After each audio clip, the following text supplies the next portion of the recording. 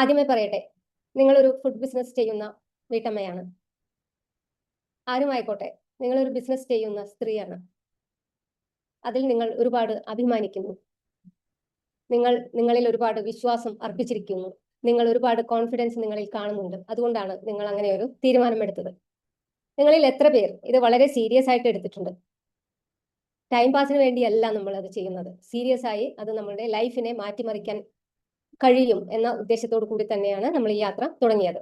നിങ്ങളെപ്പോലെ തന്നെയാണ് ഞാനും. ഓക്കെ, അപ്പോൾ നമുക്ക് തുടങ്ങാം. എന്താണ് നമ്മൾ ചെയ്യാൻ പോകുന്നത്? എന്താണ് ഡിജിറ്റൽ മാർക്കറ്റിംഗ്? നമുക്കറിയാം, കോവിഡിന് ശേഷം വന്ന ഡിജിറ്റൽ വിപ്ലവം. ഡിജിറ്റൽ എന്ന് നമ്മൾ ഉദ്ദേശിക്കുന്നത്, ഡിജിറ്റൽ എന്ന് പറയുന്നത് വളരെ വലിയൊരു ലോകമാണ്. പക്ഷെ നമ്മൾ ഇപ്പോൾ സംസാരിക്കുന്ന ഡിജിറ്റൽ എന്ന് ഉദ്ദേശിച്ചത് സ്മാർട്ട് ഫോൺ വഴി നമ്മൾ ഉപയോഗിക്കുന്ന പല ടെക്നോളജിയെ കുറിച്ചാണ്. അതിൽ ഗൂഗിൾ പേ ഉണ്ട്, വാട്സപ്പ് ഉണ്ട്, ഫേസ്ബുക്ക്, ഇൻസ്റ്റാഗ്രാം, യൂട്യൂബ്. ഇതെല്ലാം ഉപയോഗിക്കാത്ത ഒരാൾ പോലും ഇവിടെ ഉണ്ടാവില്ല. അത് പ്രത്യേകിച്ച് ഇത് പോപ്പുലർ ആയി തുടങ്ങിയത് കോവിഡിന് ശേഷമാണ്. കോവിഡ് എന്ന മഹാമാരി ഒരുപാട് ആപത്തുകൾ, വിപത്തുകൾ നമ്മുടെ സംസ്കാരത്തിലും നമ്മുടെ നാട്ടിലും വരുത്തി എങ്കിൽ പോലും ഇങ്ങനെ ഒരു ഡിജിറ്റൽ വിപ്ലവം കൊണ്ടുവരാൻ അത് വലിയൊരു ഘടകമായി എന്ന് വേണം തന്നെ പറയാൻ. കാരണം അത് മൊത്തത്തിൽ ജീവിതം മാറ്റിമറിച്ചു. നമ്മൾ ഇന്ന് ബാങ്കിലേക്ക് പോകുന്നില്ല, വില്ലേജ് ഓഫീസിൽ പോകുന്നത് കുറഞ്ഞു. അതിന് പകരം അക്ഷയയിൽ പോയി കാര്യം നടത്തുന്നു. ബാങ്കിൽ നിന്നുള്ള വീട്ടിലെ ക്യാഷ്, കറൻസി ചില ദിവസങ്ങളിൽ കാണുപോലും ഇല്ല. ഓക്കെ, അപ്പോൾ നിങ്ങൾ ഓരോരുത്തരും അതിന്റെ ഭാഗമാണ്. കൂടാതെ കുടുംബശ്രീ പോലുള്ള സംരംഭങ്ങൾ, ഗവൺമെന്റിന്റെ സപ്പോർട്ട് കൂടി കുറെ അധികം വ്യവസായ സംരംഭങ്ങൾ, സ്ത്രീകളെ സപ്പോർട്ട് ചെയ്യുന്ന സംരംഭങ്ങൾ, MSME, ചെറിയ മൈക്രോ സംരംഭങ്ങൾ, ഇവർക്കെല്ലാം ഗവൺമെന്റ് ഒരുപാട് സ്കീമുകളും അതെല്ലാം പ്രഖ്യാപിച്ചതും ഈ കോവിഡ് സമയത്താണ്. ഓക്കെ, എല്ലാ വിഭാഗങ്ങളും കൂടി ഒരു എന്താ പറയുക, ഒരു വലിയൊരു ഡിജിറ്റൽ മുന്നേറ്റം തന്നെയായിരുന്നു. അതിലെ ഏറ്റവും കൂടുതൽ ബെനിഫിറ്റ് വന്നത് നമ്മൾ സംരംഭകർക്കാണ് എന്ന് പറയാതിരിക്കാൻ വയ്യ. കാരണം എന്താണെന്ന് വെച്ച് കഴിഞ്ഞാൽ, നമുക്കറിയാം, നിങ്ങളൊന്ന് ചിന്തിച്ചു നോക്കൂ. ഒരു 2020 മുമ്പ് ബിസിനസ് ചെയ്തിരുന്ന പല അമ്മമാരും നമ്മുടെ കൂടെ ഉണ്ട്. അവരോട് ചോദിച്ചാൽ അറിയാം, അന്നത്തെ ബിസിനസ്സും ഇന്നത്തെ ബിസിനസ്സും എന്താണ് വ്യത്യാസം. അന്ന് നമുക്കൊരു കസ്റ്റമർ കിട്ടണമെങ്കിൽ നമ്മൾ എന്ത് ചെയ്യും?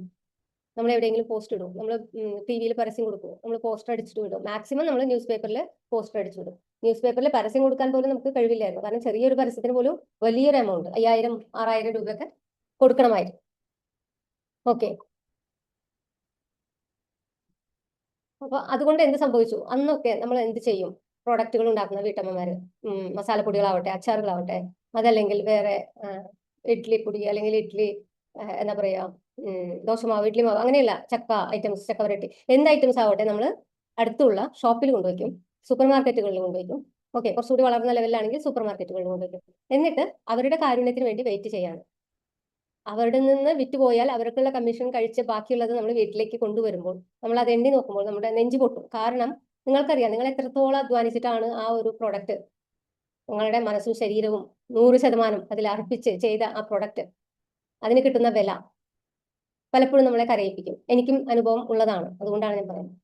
പക്ഷേ പിന്നീട് എനിക്ക് മനസ്സിലായി, കോവിഡിന് മുമ്പ് ഞങ്ങൾ ഡിജിറ്റൽ ടെക്നോളജി ആയിട്ട് ബന്ധപ്പെട്ട് വർക്ക് ചെയ്യുന്നത് കൊണ്ട് എനിക്ക് മനസ്സിലായി, ഡിജിറ്റൽ കോമേഴ്സ് അഥവാ E-commerce അന്ന് അത്ര പ്രചാരത്തിലില്ലെങ്കിൽ പോലും ഇതിന് വളരെയധികം ഭാവിയുണ്ട് എന്ന് മനസ്സിലായാണ് ഞങ്ങൾ ഓൺലൈനായിട്ട് തുടങ്ങിയത്. ഇന്ന് നിങ്ങൾ നോക്കൂ, വാട്സപ്പ് ഉപയോഗിക്കാത്ത, രാവിലെ എണീറ്റ് ആദ്യം നമ്മൾ നോക്കുന്നത് വാട്സപ്പോ ഫേസ്ബുക്കോ ആയിരിക്കും. ഏതെങ്കിലും മനുഷ്യരുണ്ടോ? ഒരു 4 വയസ്സുള്ള കുട്ടി മുതൽ 60-70 വയസ്സുള്ള മുത്തശ്ശന്മാർ വരെ വാട്സപ്പും ഫേസ്ബുക്കും ഒക്കെ നോക്കുന്ന കാലമാണ്. അതുകൊണ്ട് എന്ത് സംഭവിച്ചു? നമ്മൾ എന്ത് ചെയ്യുന്നു അത് നമുക്ക് നമ്മുടെ ലോകത്തിനെ അറിയിക്കാനുള്ള ഏറ്റവും വലിയ ഒരു അവസരമാണിത്. അതാണ് നമ്മൾ ഉദ്ദേശിക്കുന്ന ഡിജിറ്റൽ മാർക്കറ്റിംഗ്. നിങ്ങൾ ഇത്രയും മനസ്സിലാക്കിയാൽ മതി. ഡിജിറ്റൽ മാർക്കറ്റിംഗ് നിങ്ങളെ സംബന്ധിച്ച്, ഒരു ഫുഡ് ബിസിനസ് ചെയ്യുന്ന സംരംഭകയെ, അല്ലെങ്കിൽ ഒരു സ്ത്രീ സംരംഭകയെ, വീട്ടിൽ നിന്ന് ചെയ്യുന്ന സംരംഭമാണ് ഞാൻ ഉദ്ദേശിച്ചത്, അവരെ സംബന്ധിച്ച് ഡിജിറ്റൽ മാർക്കറ്റിംഗ് എന്ന് പറഞ്ഞാൽ എന്താണ്?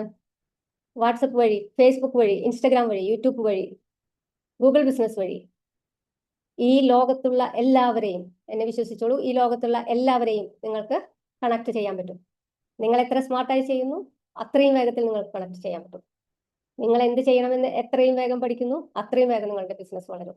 നിങ്ങൾ അതിലേക്ക് കുറച്ച് പൈസ എന്ന് പറയുമ്പോൾ ഒരു 10,000-ൽ താഴെ ഇൻവെസ്റ്റ് ചെയ്യാൻ റെഡിയാണെങ്കിൽ നിങ്ങൾ ഒരു മാസത്തിനുള്ളിൽ നിങ്ങൾ ഉദ്ദേശിച്ചതിനേക്കാൾ 4 ഇരട്ടി അല്ലെങ്കിൽ 100 ഇരട്ടി വരുമാനം ഉണ്ടാക്കാൻ തുടങ്ങും. ഇതാണ് ചെയ്യാൻ പോകുന്നത്. നിങ്ങളുടെ ബിസിനസ്സിനെ ഈ ലോകം മുഴുവൻ കാണിക്കാനുള്ള സ്ട്രാറ്റജി. അതും വെറും ചെറിയ എമൗണ്ട് നിങ്ങൾ പരസ്യത്തെക്കുറിച്ച് മനോരമയിലോ മാതൃഭൂമിയിലോ കൊടുക്കുന്ന പരസ്യം ഏഷ്യാനെറ്റിലെ മഞ്ജു വാര്യറിനെ ബ്രാൻഡ് അംബാസിഡർ ആക്കി ചെയ്യുന്ന പരസ്യമോ അല്ല. അതിനേക്കാൾ 10 മടങ്ങ് ശക്തിയുള്ള, അതിനേക്കാൾ 10 മടങ്ങ് റിസൾട്ട് കൊണ്ടുവരുന്ന ആ പരസ്യം, അതുപോലെയുള്ള സ്ട്രാറ്റജീസ് നിങ്ങൾ ഇന്നു മുതൽ ചെയ്യാൻ തുടങ്ങുകയാണ്.